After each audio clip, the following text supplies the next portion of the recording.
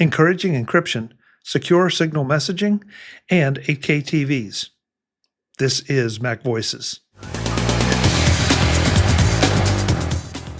The MacVoices Dispatch is our weekly newsletter about all things MacVoices. From the week's shows to Chuck's other appearances to the week's best MacVoices magazine articles, the Dispatch keeps you up to date. Sign up now at macvoices.com/newsletter. According to Apple Must, Apple TV may have found its Game of Thrones. And let me throw these in here. And I'm curious to see if anybody here is familiar with, was it Brandon Sanderson's books set in his Cosmere, hope I'm pronouncing that right, universe. That they have reached a major deal for rights to his books. And this is not the first place I saw this, that this is being called a really big deal. Anybody familiar with Brandon Sanderson or this series of books? Never heard of it. He's a big deal, but I haven't read his books yet. Okay. Jeff, is it fair to categorize this as fantasy as opposed to sci-fi? From my understanding, it's more sci-fi. Oh, okay. Okay, that's interesting. But hey, like I said, I haven't read the books yet. Yeah. If it turns out it's really fantasy, then I probably won't get through more than one of the books because I have this problem. And the problem is I've read The Hobbit and The Lord of the Rings, and everything else feels derivative. So I just can't get through other sci-fi books.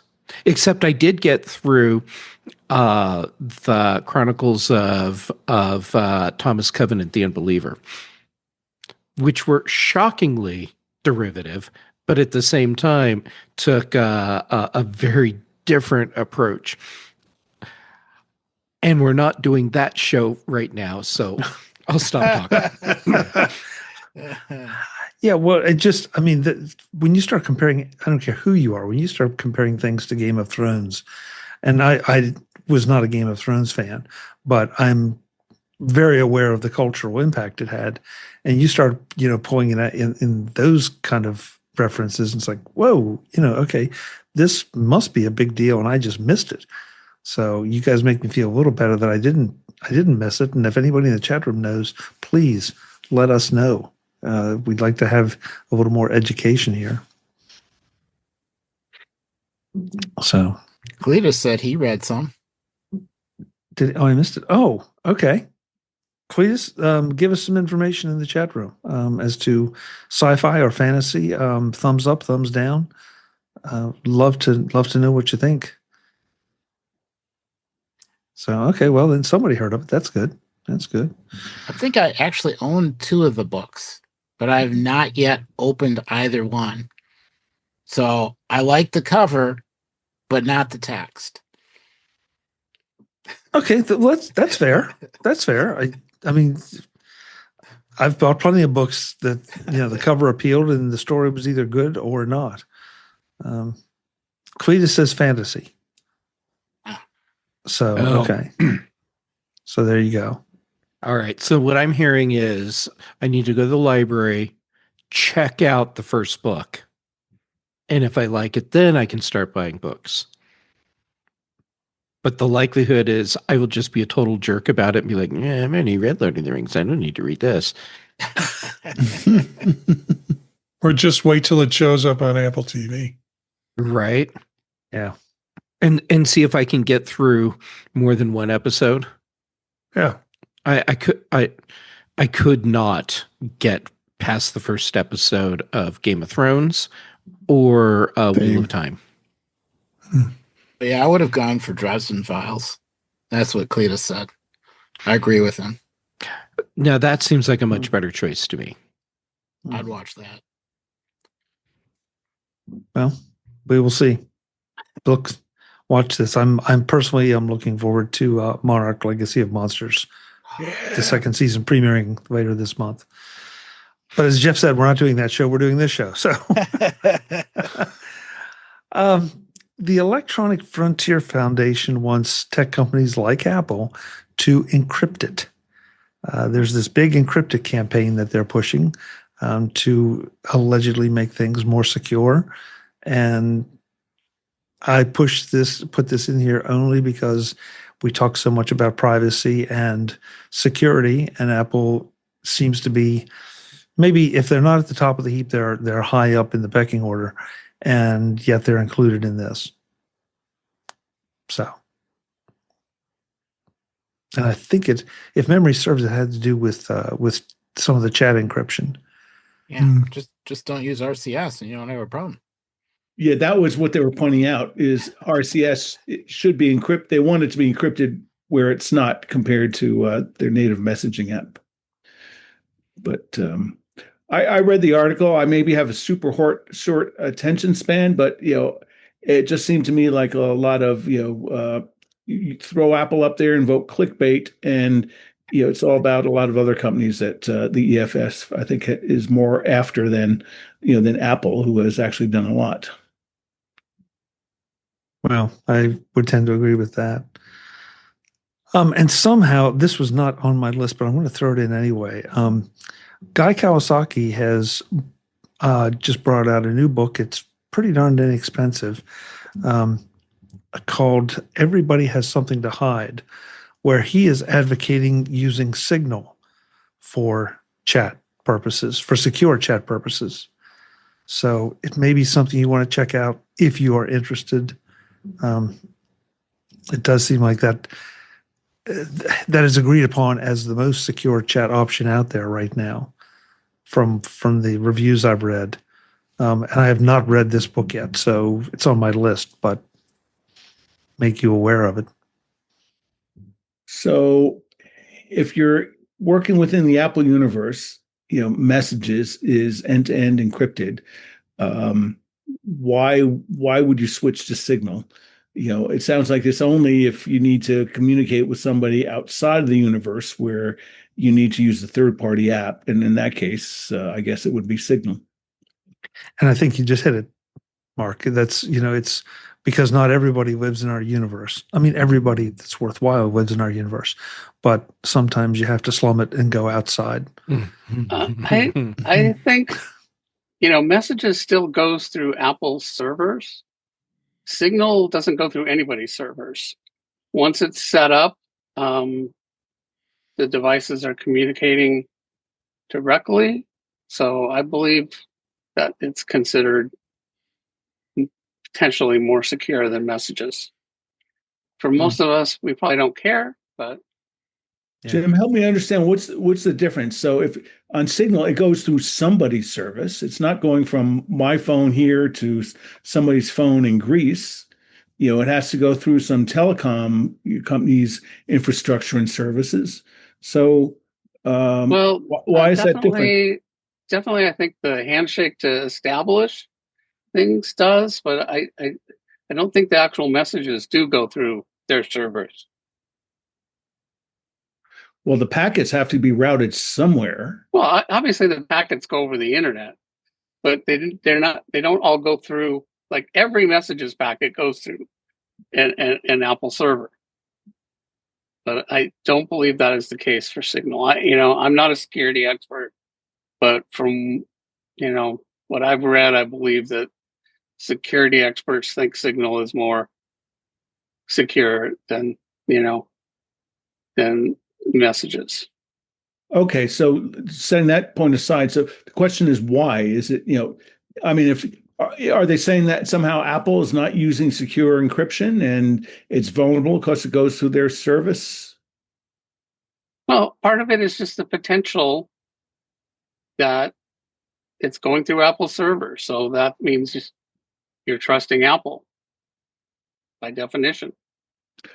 But I think the encryption occurs on my device before it goes out, and it gets decrypted on your device in Greece when you receive it. I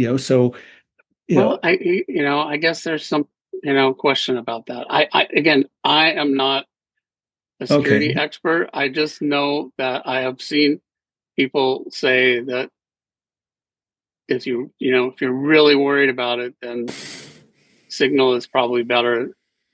And Signal is also, it's all open source. So that maybe that's it because it's open source, whereas iMessage or Messages is not.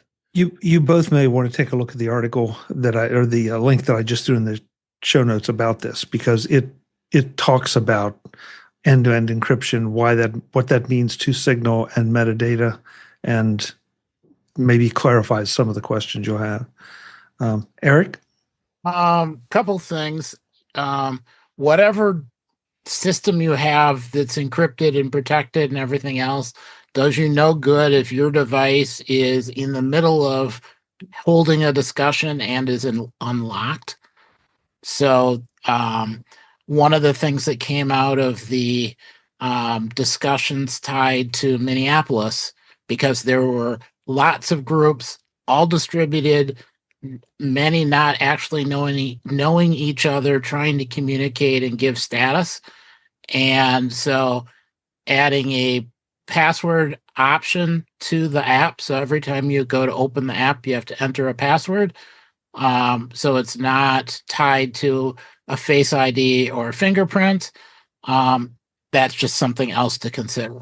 But there are lots and lots of commentaries over what worked, what didn't work, and how people went about communicating in the Twin Cities that are interesting to read, no matter what your opinion is. So where was this, Eric, to look?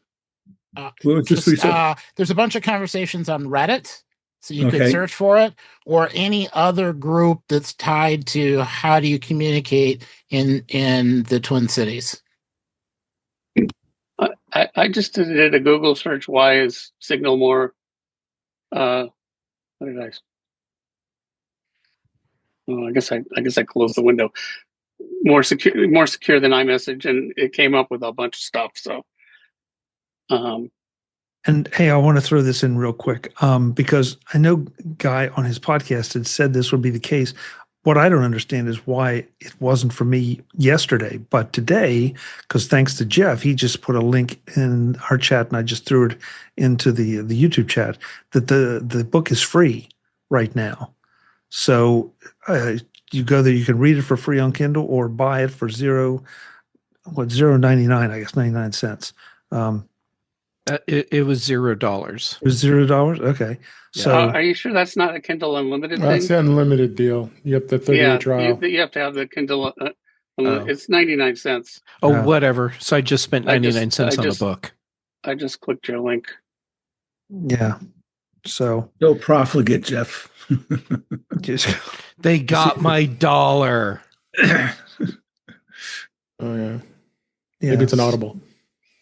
So, I've used Signal. I mean, you don't really need a book. It's well, this is more about why, Jim, than how.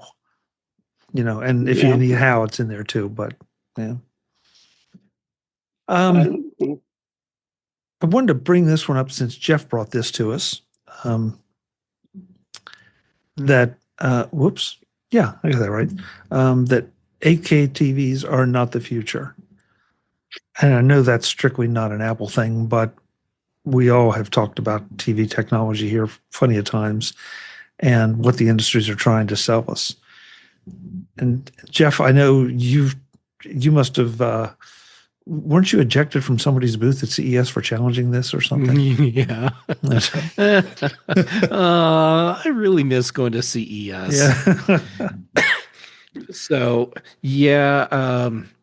Okay, so I think it was the LG booth that I got politely escorted out of. But yeah, the questions I raised turns out fit in with why 8K TV just really has never taken off, and it's because the cost is prohibitive for most people. And the content that you would want for an 8K TV just it's really still not there.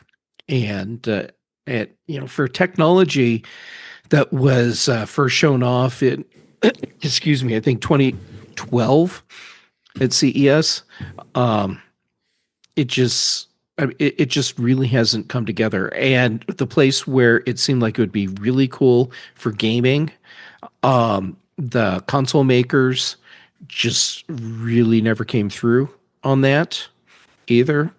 And I don't know, I don't remember if they went into it in this article. But oh, actually, yes, there's a great chart in the Ars Technica article. Scroll down to it and look at screen size versus viewing distance to be able to actually get the benefit of an 8K display, and it's ridiculous. You have to have big displays and be sitting way too close to be able to take advantage of what 8K has to offer, to actually be able to see it. So yeah, it's a technology that sounded on paper cool, but then again, 3D TV sounded cool on paper, and I got in trouble at booths at CES for calling them out on that too. So I'm not surprised that 8K is not getting adoption, and TV makers are walking away from it. And I will add the caveat that at some point down the road, that could change, and there could be a real valid use case for consumers for 8K. And if the content is there, then you can bet TV makers will get back on this. But it's not going to be a thing for streaming, because that's a lot of data. It is. Although, Jeff, I share your skepticism, because I've been hearing this since like 2012, 13, that, 8K is the next big thing, and it just never worked out. As you said, cost is one of them, but consumer technologies, can come down, as is very sensitive to volume of installed units, but it's the production costs and the whole life cycle. And in that chart, that actually have, I think, a more interesting chart that shows sort of the adoption of HD TVs, from introduction, and that took a decade. And actually, it looks like shipments of all TVs has been sort of in decline since like 2014. So I think people are watching on their phones, they're watching on other devices, and having a big gigantic room that you put an 8K TV on and sit 30 feet away to watch the Super Bowl is not a feasible use case for most people. I do not intend for this to be a snarky comment, but I'm starting to wonder about content that is. We're seeing a lot of great content on TV. Not quite sure we're seeing it in the theaters. Well, Chuck, there's a difference in the dollar value for studios in making for TV and making for theater, and you also have a lot more. At least today, flexibility in how you're telling a story if you're doing it on TV versus in a theater. So in a theater, you have, let's call it 2.5 hours to tell a whole story. But if you do it on television, you can have 10 hours, the way TV shows are made today, 12 hours. Yeah. 60 hours or 60 hours if you go multiple seasons for the story. And there's a lot more willingness to take the risks on telling the more detailed stories when you're on television versus when you're in a theater. But when you put a movie in a theater, the studio's intent is this is a blockbuster movie. And obviously not every movie is a blockbuster, but that's the objective. And not you always want to make a lot of money with your TV show, but you have more flexibility in the way you do that from the onset. Jeff, I'm with you. And I guess my comment was reflecting the kind of content we're seeing on TV, with a few notable exceptions. I just finished Stranger Things.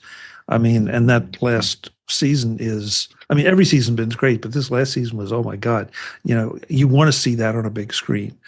But I'm not sure that the average tearjerker, the average, feel good movie, and it seems to be that Hollywood is pushing a lot more of that out, even on the big screen, and then wondering why people aren't flocking to the theaters, and here we are sitting wondering why people maybe aren't investing in big screen TVs the way that they used to. So I don't know. Maybe I'm putting the cart before the horse. I think people not investing in TVs might also be because like I've got a 55-inch 4K screen, which I was going to mention for a different reason, but it's like 8 or 9 years old. It still feels like it's brand new. Why would I buy another one? It's probably going to be fine for another 10 years. So, for a while there, it might be worthwhile to buy a new TV every 3 years because they were getting better so fast. But that's not the case anymore. And one thing I was going to say that surprised me, when I got that 4K TV, I wasn't looking for a 4K TV. I didn't want a 4K TV. I was just going to buy, whatever was before that, 1080p or whatever. And, you just really couldn't get a 55-inch TV, even back 8 or 9 years ago. That's 4K was. So I was like, all right, I'll get a 4K TV, but when am I ever going to find any content that'll be 4K? I'm just going to hook it to a cable box that doesn't have that. Well, hey, guess what? It's hooked to an Apple TV 4K now, and there's actual 4K content that's coming through that. Plus, I get 4K content out of my phone. So yeah, the content I make is so I'm actually using the 4K aspect, which I didn't expect when I bought it. But yeah, not really, so not expecting to see 8K content, but who knows, maybe another 10 years that will, show up. But Hey, Jim, I have a prediction on where you'll see the 8K content. And that's going to be on the screen you wear on your face. Well, I said in our private comments that, we all know that 8K is not the future. Apple Vision Pro is the future. Well, and there you go. They can be the same. Yeah. Guys, we're going to run over time, so I'm just going to shut it down for tonight and say thank you all for everything. Thank you to the chat room for all the comments that have been going on. Some on topic, some off topic, and I love that. So thank you all for being here. Let's go around the room, let folks know where they can find you, and then we'll get out of here. I'm going to flip it around. Start with Norbert Frassa, since he came in late. Give him top billing here on his way out the door. Norbert, good to have you. Where can folks connect with you? Are you telling me you're kicking me out the door first? No, I was trying to. Never mind. Where can folks find you? I get in more trouble. Folks can find me in my safe spot, which is behind the camera, filming a lot of the CES videos that are coming out on YouTube and MacVoices.com. Trying to get Chuck in good light with good content. If people want to reach out to me, you can reach out to me at norbert@macvoices.com and Norbert Frassa on all the socials. Thank you, Norbert. Last week I called you out in a reflection. This week I get to call you out because you were in front of the camera. So if you look up the Emoti episode from CES, you can see Norbert speaking Spanish to someone in Romania as part of an AI demonstration. So he really is live and there. So thanks, Norbert. Mark Fuccio, thank you for being here. It's good to have you back. Where can folks find you? X Mark Fuccio at Mark Fuccio or LinkedIn Mark Fuccio. MARK, not Mark with a C, MARK FUCCIO. Great. Thanks so much, Mark. Marty Jencius, thank you for being here. As always, I hope you have safe travels and that Thanks. you wake up with no hangover after the CarPlay drinking. Where can folks find you? Yeah, I just want to tell Norbert that he doesn't have to go home, but he can't stay here. You can find me at Jencius, Jencius, both at Blue Sky and also at Mastodon. All the projects I'm involved in, including the shows that you guys are kind enough to have me on, are at thepodtalk.net. That's the website. Vision Profiles on Monday, here on Tuesdays, Dave's on Thursdays with In Touch with iOS, and just a slew of podcasts I'm involved in. Just put out new episodes of 15-Minute Bites, Fade to Chat, and then last night's Vision Profile show. So I've been busy today getting those things out. Great. Thanks so much, Marty. Eric Bolden, the man with the eagle horns or ears or wings or something. I don't know. Thank you for being here. Where can folks find you? I can be found on Mastodon at Bolden at mas.to.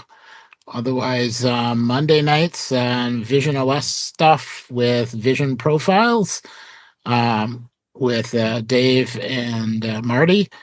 Tuesdays, of course, here on MacVoices Live.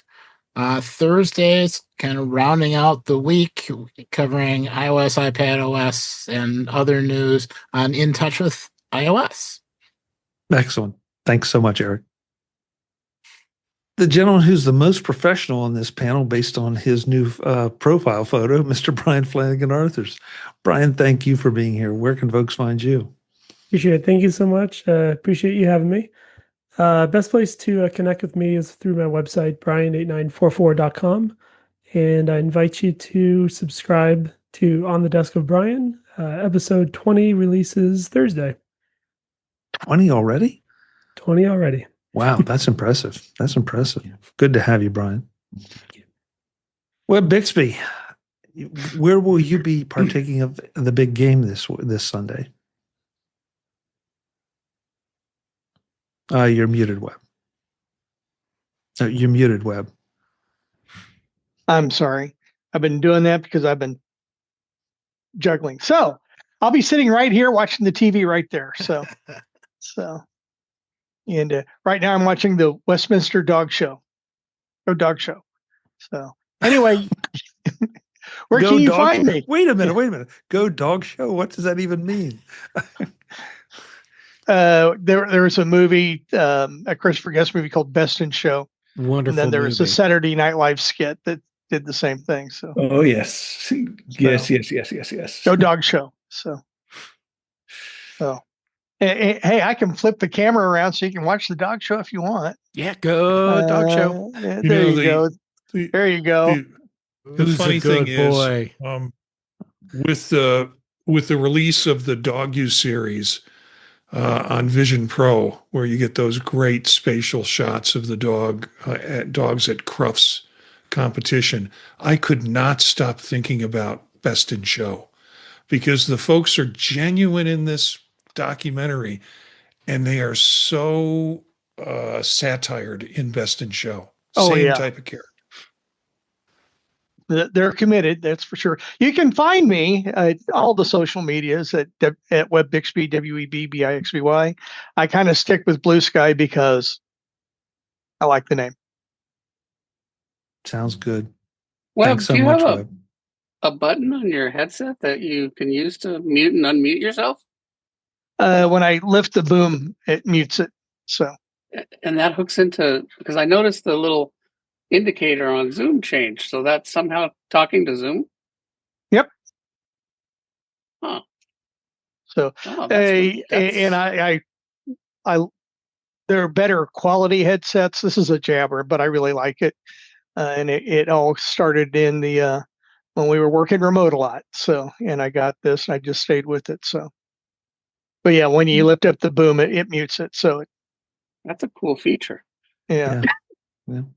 And then it also is Teams certified, so I can hang up and do things through Teams on here, which is the platform that we All have. right, well, Yeah. never mind. Yeah, really. You know, hey, I'm just the president and CEO. I didn't pick it. So. Yeah, Get Chuck started. That just killed it, Webb, right there. You just, Yeah. I was thinking about Everybody ordering. has a secret. Yep, I was thinking about ordering one, and no, that's not going to happen now. Thanks for being here, Webb. Thank you. Jim Ray, good to have you as always. Where can folks find you? Well, I'm going to suggest a different way of reaching me now. I'm going to suggest that you send Chuck some love and join the Max Voices, and then go onto the Slack, and then you can harass me there. Thank you. Great idea. Nice. So that means that you need to become a Mac Voices patron, and then you can you can abuse Jim there. That's perfect. That's perfect. Yeah. So a few shows ago we had you following Jim on Mastodon. Now we're going to get you on the Slack so you can abuse him privately. So there you go. That works. Well, it'll be kind of private, but in front of all these people here. Yeah. Well, yeah, that's true. That's true. Jeff Gamet, thank you for being here. I've got an idea about how people can reach you. So if you would just give us your phone number right now, they can reach out anytime they want. Oh, sure. It's 867-5309. My Call God, me you read my anytime mind. Jenny. I was going to say that. Jenny! Chuck, did I do a good job of picking up what you were putting down? You never missed a beat, Jeff. Oh, my. Yeah. Thanks for being here. Where can folks connect with you? Well, when I'm not waiting to see who's best in show or waiting for Guffman, you can find me on the social medias as Jay Gamet. Also, just to be clear, that phone number is Dave's, not mine. No, it's Jenny's. It is. Yeah, it's actually Jenny's number. Yeah. Okay. Mastodon, PixelFed, Blue Sky. Those are the ones I'm on mostly.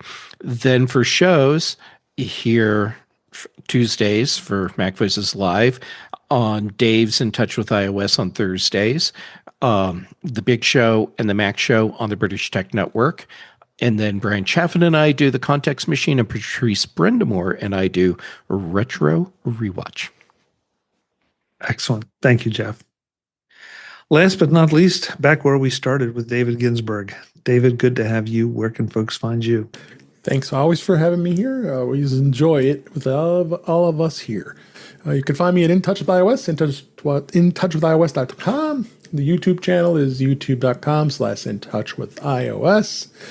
I'm on Vision Profiles on Monday nights with Eric and Marty. Here on Tuesdays, Thursdays we record the In Touch with iOS show, and I'm on the Mac Show on the British Tech Network on Fridays. And you can find me on Blue Sky and Mastodon at DaveG65. Thank you. Thank you, David. Folks, this is Mac Voices Live. I'm Chuck Joyner. Tuesday nights, 8 p.m. Eastern. Come and join us on YouTube at youtube.com/MacVoicesTV. We have a blast. In between times, go check out the Mac Voices site because we are releasing a lot of our CES videos where if you look hard, you can occasionally catch a glimpse of Norbert. Until the next time, and as always, thanks for watching. Visit MacVoices.com for show notes and to connect with Chuck on social media. Get involved in our Facebook group or like our Facebook page, and get more out of your Apple tech with Mac Voices Magazine, free on Flipboard and on the web. And if you find value in it all, consider supporting us through either our Patreon campaign at patreon.com/MacVoices, or by making a one-time donation via the PayPal link on our front page and in the show notes of each episode. You will join these fine people who help bring you Mac Voices.